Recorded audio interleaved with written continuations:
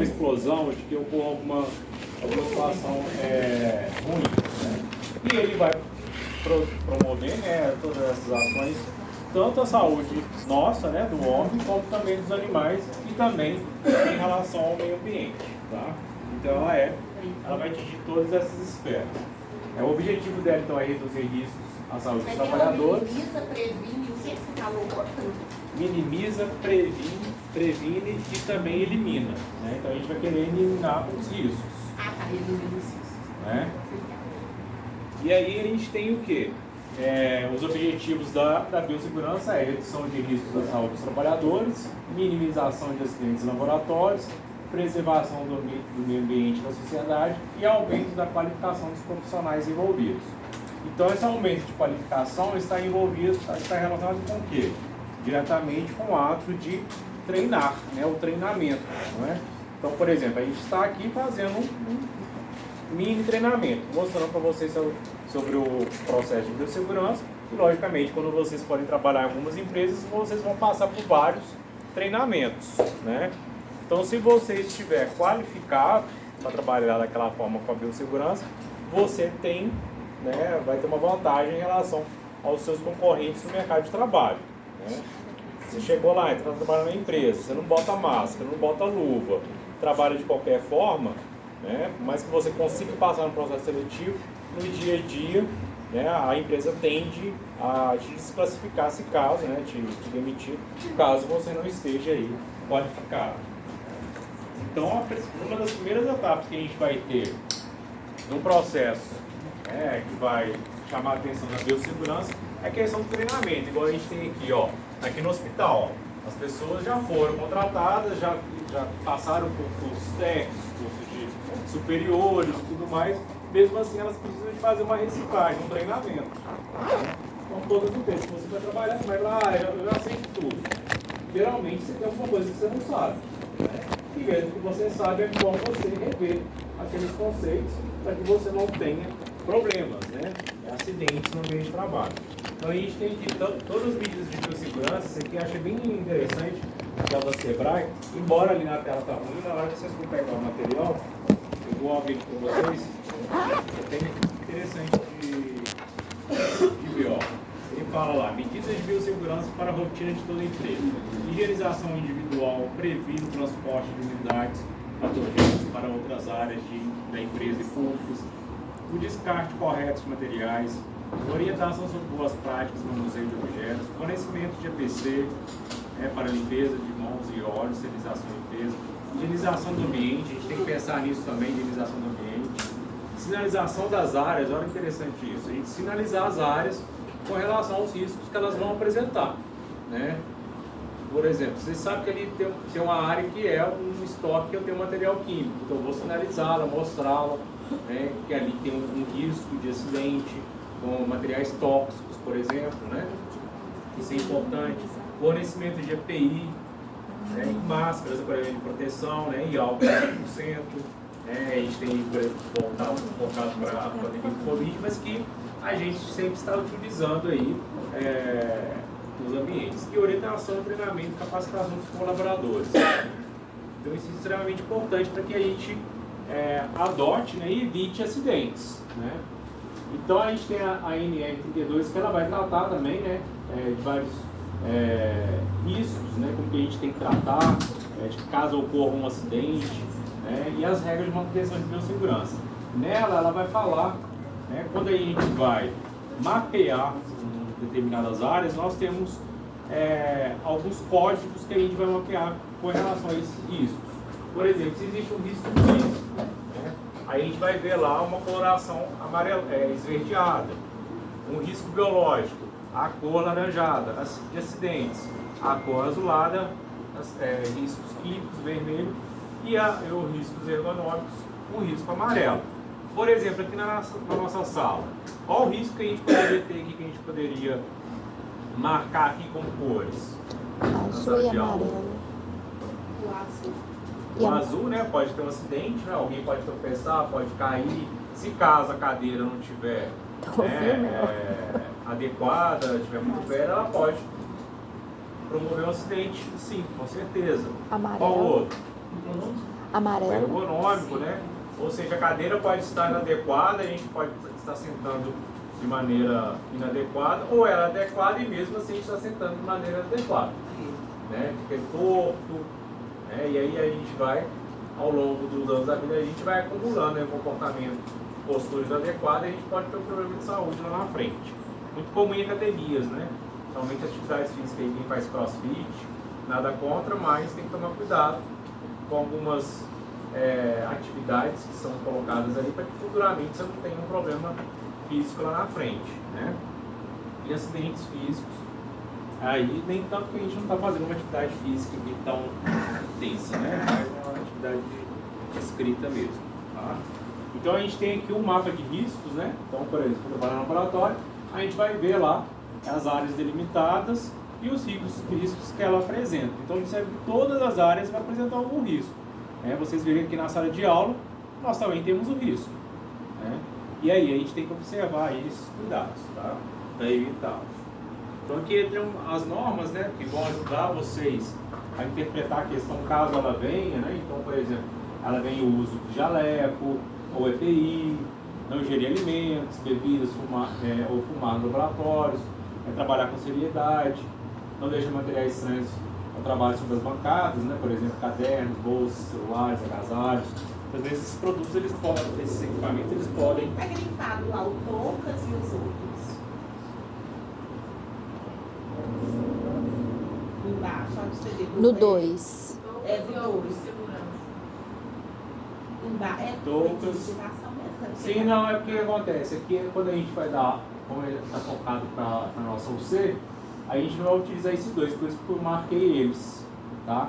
Mas aí a gente não vai precisar usar touca nem óculos por causa das práticas que nós utilizamos, tá? Essa aula é focada para nossas aulas práticas, tá? Está grifado. Mas, logicamente, a gente... Caso caia na prova. Caso caia na prova... Pode colocar. No caso. Pode colocar, pode sim, dependendo da situação que for colocada lá, né? Então a gente tem que tomar cuidado com os resíduos, né? Fazer o descarte adequado dos resíduos. Então a gente vai ter as lixeiras específicas para cada resíduo, seja ele físico, seja ele biológico, né? A gente vai ter os descartes adequados, né? Caso derramamento, providenciar a limpeza o mais rápido possível, logicamente a gente vai ter que atentar pela natureza do que derramou, né? Se for um ácido, por exemplo, eu não vou lá pegar um pano, enfiar a mão lá nesse ácido, correr o risco de me queimar. Eu tenho que estar com luva apropriada para aquele ácido, por exemplo, né? Utilizar equipamentos como vassouras, puxadores, alguma coisa para poder puxar aquele material, eu não estar ali, né? E logicamente, se eu não consiga limpar de antemão, a gente tem que o quê? Sinalizar. Por quê? Vamos parar para pensar, eu pego, cai algum ácido aqui na sala de aula, não sinalizo, saio, vocês entram e botam o pé. Ou seja, eu deveria ter sinalizado, né? Essa semana mesmo eu estava dirigindo, aconteceu uma situação que eu fiquei bobo, assim, um caminhão estava estragado, já estava em manutenção e não sinalizaram a parte de trás. Ou seja, deu tempo da pessoa chamar o mecânico, ele estava lá olhando, não foi naquela hora, naquele momento. Eles estavam todo mundo parado e não sinalizou. Então, aí a gente observa algumas pessoas, né? Saem do caminhão na parte do caminhão, fica na parte da frente, porque se bater atrás eu estou livre, né? Mas quem bateu, né? Por exemplo, né? Então, a gente sinalizar algo que ocorreu é extremamente importante, né? Para a gente evitar aí acidentes, né? Evitar brincadeiras, né? Por mais que vocês vão trabalhar em laboratórios, então a gente evitar brincadeiras aí para que trabalhem com seriedade, né? Aqui é um passo importante que a gente tem que ser feito sempre, né?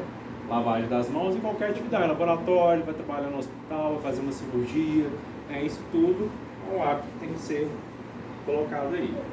Esse slide aí é para lembrar vocês sobre o que é um EPI, né? Então, equipamento de proteção individual, ele é do indivíduo, tá? Eu não empresto ele para ninguém, tá? Então, observe lá na questão, pode ser que fale alguma coisa, que alguém emprestou um jaleco para o outro, um óculos para o outro. Então, eu dei até exemplo para vocês aqui, numa situação que ocorreu aqui na nossa região, uma moça que pegou um óculos de uma outra e pegou Covid. Então, quem estava usando o óculos estava com Covid e passou para ela, né? E ela sabe que foi isso, por quê? ela estava tomando todas as medidas com relação ao distanciamento e tudo mais, a vacinação. E aí, na hora que ela pegou o óculos, que ela sentiu que o óculos não era mais o dela, que ela viu que o óculos era mais pro lado, porque a pessoa foi e sentou do lado da bancada dela e deixou o óculos dele em cima, na direção dela. Ela chegou, pensou, é meu óculos, é meu lugar, e pegou e colocou no olho, né?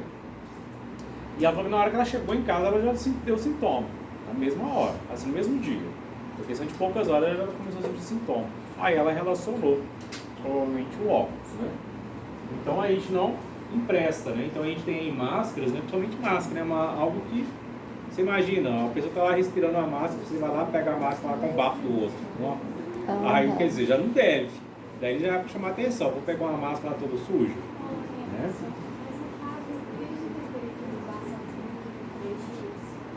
Sim, tem sim. O que estava acontecendo? Ela pode variar de uma pessoa para outra. Né? Ela, pelo comportamento que ela teve ali, que ela viu, ela percebeu que poderia ser do vírus. Mas a gente tem o que a gente chama de quê? Pré-sintomas. Né? Então, ela, no caso, ela apareceu alguns pré-sintomas que ela já relacionou ao Covid. Né? E depois dos 3 dias que já apareceu. Mas varia muito de uma pessoa para outra. Né? Pessoa que no outro dia já está com pré-sintoma. Já começa a ficar um pouco estranho, uma febre.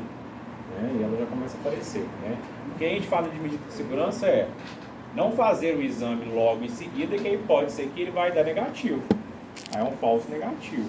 É por isso que a gente tem aquele tempo de carência, né? A gente fala 3 a 5 dias, dependendo do vírus, a gente põe de 5 a 10. Né? Então tem essa questão. Mas o pré-sintoma ele pode ocorrer. Tá? Que é o antes do sintoma propriamente dito. O EPC é o equipamento de proteção coletiva, então ele já é para todas as pessoas, né? Para a própria palavra já fala, ele é coletivo, então a gente tem um chuveiro, por exemplo, ocorre um acidente, deixa cair alguma coisa no seu olho, cai alguma coisa na sua pele, né? Você vai ali, tem um chuveiro no laboratório para você se higienizar rapidamente, né? E logicamente é importante a gente conhecer a FISP, né? Vocês lembram que eu falei com vocês a FISP, que é o que? A identidade dos materiais que estão ali no laboratório. Né? Lá vai informar a composição química dele, né? Para que ele serve, né? Qual que é o nível de toxicidade dele, né? Os riscos que ele pode apresentar, caso ocorra um acidente, o que eu tenho que fazer, né? Com relação a tomar água, não tomar água. Né? Geralmente você não vai tomar água, porque a gente não sabe o que vai acontecer, você pode potencializar isso para aliar mais ainda aquele produto ali no seu corpo, né? Então tem várias medidas que você vai adotar que está na FISP. Então a gente tem cones, né, por exemplo, é uma sinalização, né? Cerquites, autoclaves, cabines ou capelas de segurança biológica. A gente vê que essa cabine aqui que eu falei para vocês, ela vai ter um fluxo ascendente, né, o ar, ele é puxado nesse sentido, para quê? Para que caso você esteja mexendo com material biológico, que provavelmente ele está mexendo com isso, ele não retorne aqui para o ambiente externo. Ele tem essa tendência sempre de ir essa região ascendente, vai ter um filtro aqui, vai filtrar esse material, essas partículas aí que possam vir. Né? Então, autoclaves, por exemplo. Autoclaves é um material que você vai falar assim, eu vou usar uma autoclave, né, para todo mundo vai entrar dentro da autoclave? Não. Mas você vai colocar materiais ali, vidrarias, né? Vão ser esterilizadas. As moças aí que vão em salões, né, de beleza, por exemplo, o ideal é vocês já levarem o seu alicate, né, justamente para vocês evitarem contaminações.